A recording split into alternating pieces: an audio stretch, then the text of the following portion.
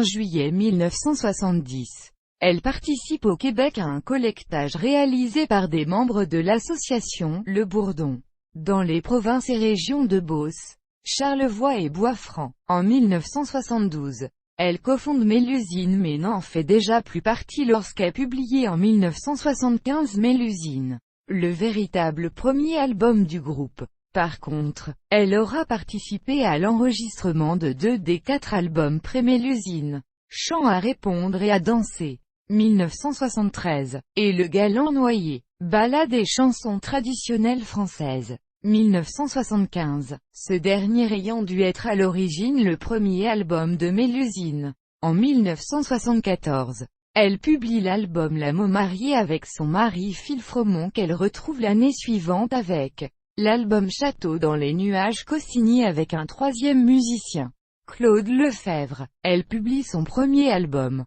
Maison Rose, produit et enregistré en 1977 par Bruno Maigny. La même année, elle participe à l'enregistrement de Douar Névez, le premier album solo de Dan Arbraz. Par la suite, elle participe en 1979 à l'enregistrement de l'album Musique d'Auvergne de la formation Gentiane. Emmanuel Parnin est revenu sur le devant de la scène dans les années 2010. Son dernier album Maison Cube est publié en mars 2011 sur le label Les Disques Bien. Elle se produit ensuite sur de nombreuses scènes françaises.